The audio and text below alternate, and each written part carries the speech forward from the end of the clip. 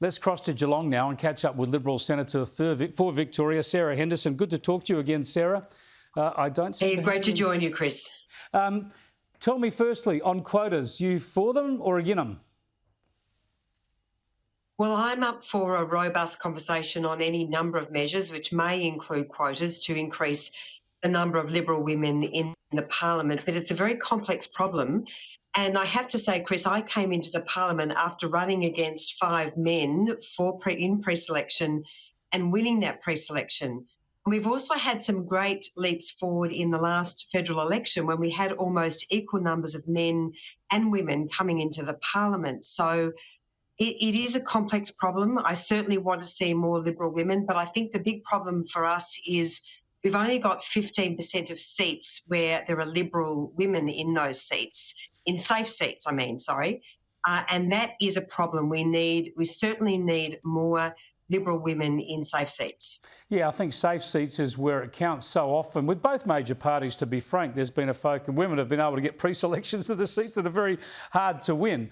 And that's why quotas are very important for those safe seats. I mean, I've lost the power of the argument here. And there are so many cases where, pre-selections are contested.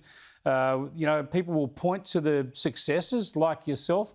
But in the end, you're ending up with not enough women in Parliament, and I can't see the downside of ensuring that it's closer to 50-50. Well, as I say, Chris, of the 26 new members who came in at the 2019 election, and I came in obviously a bit later than that in a casual vacancy, we had nearly a 50-50 split in male and female Liberal MPs. So we are seeing some progress, but this is not a fix-all. We need to ensure that other things are tackled in the workplace. And I think what we are seeing at the moment, the conversation that we are seeing about respect for women and safer workplaces applies right across the country. And so it's incredibly important that senators and like myself and MPs can be a voice for other women who don't have a voice, like Indigenous women in remote communities where sexual assault is absolutely rife. It is a massive issue, and so I think as we have this national conversation, it's a really important way and an important opportunity for us to talk about issues right across our Australian community. Yeah, there are certainly lots of issues, especially lots of hurdles to people going into politics. You want good people, male or female, to go into politics, and it's especially difficult on families. And one of the reasons is the horrible debates that go on. I was saying last week at a lunch that I think we're getting to the situation where only sociopaths will go into politics. We certainly don't want that. We want good people in politics. But this has been undermined just in the past couple of days by one of your own colleagues, backbencher Andrew Laming in Queensland, has been pulled up for trolling a couple of women constituents on Facebook. He's been forced to make an apology. Let's first have a look at that apology. Today I was informed of the significant distress experienced by 2 of my constituents in my electorate as a result of my online commentary with them.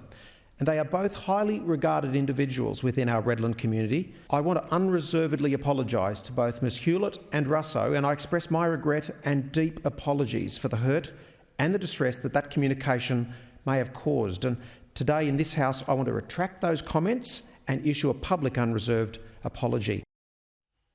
Sarah Henderson, this is another own goal from your own side, isn't it? Just terrible timing at a time you're looking to get respect from women and prove your respect from women. Andrew Laming has done this. Yep, there is absolutely no excuse for bad behaviour. And if I can say one thing that this debate has allowed is the voices of those 2 women who were trolled by Andrew Laming to be heard.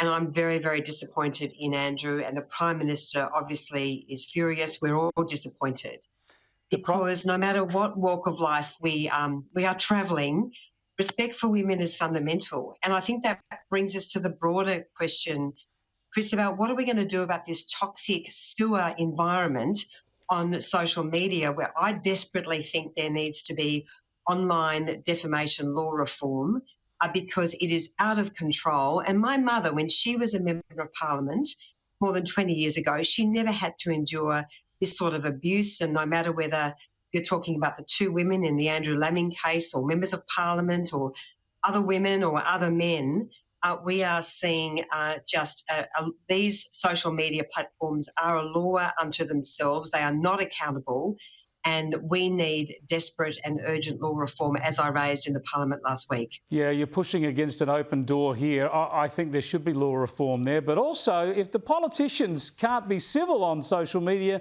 then get off it. Here's what the Prime Minister had to say about Andrew Laming. I found them disgraceful, and I called him into my office yesterday and told him to apologise and deal with it. And he has. He's very clear about my expectations. Yeah, fair enough. So a big slapdown from the Prime Minister. I just want to go now to what the opposition leader, Anthony Albanese, had to say, though. He went over the top. In my view, Andrew Laming isn't fit to continue as a Member of Parliament. And if the Liberal Party want to continue to associate themselves with him as what a federal public representatives would be, then I look forward to campaigning with the Labor candidate in that seat and sending a message not just to Andrew Laming, but to the entire country that that sort of behaviour is completely unacceptable by removing Andrew Laming from the Parliament. Well, there you go. Albo and Labor want that seat. But this shows just how dangerous this is, Sarah Henderson, doesn't it? You've got Nicole Flint leaving Parliament in a marginal seat. Andrew Laming doing this to his own chances. You've got to lift your game or you lose the election like that.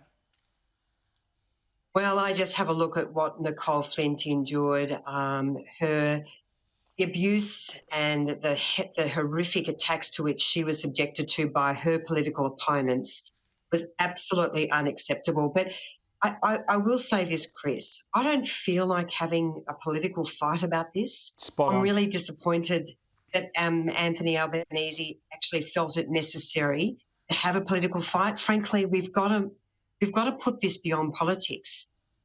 Disrespectful behaviour, no matter where it's coming from, needs to be called out and needs to be shut down.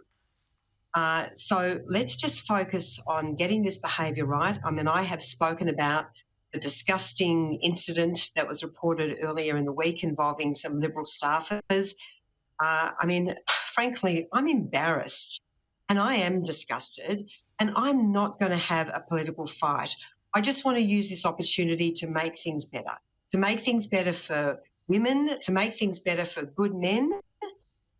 Even the men who work for me in my own office, they are really distressed about this, Chris. This is impacting on so many people right across Parliament, right across the nation.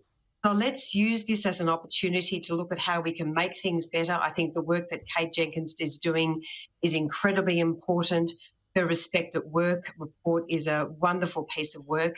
And I know Amanda Stokes is working very hard on those recommendations. So let's seize the moment. Let's work together. Let's put this above politics and let's see what positive changes we can make. Spot on, Sarah. Well said. I hope you have a good weekend and I hope your cats pick up a bit tonight after the toweling we gave them in Adelaide last week. Well, they're a mighty team. We always say there's always next week, and I hope the Cats win tonight. Yeah, home game helps. Thanks very much. Liberal Senator for Victoria, Sarah Henderson, often speaks to us from Geelong, obviously a Geelong Cats fan.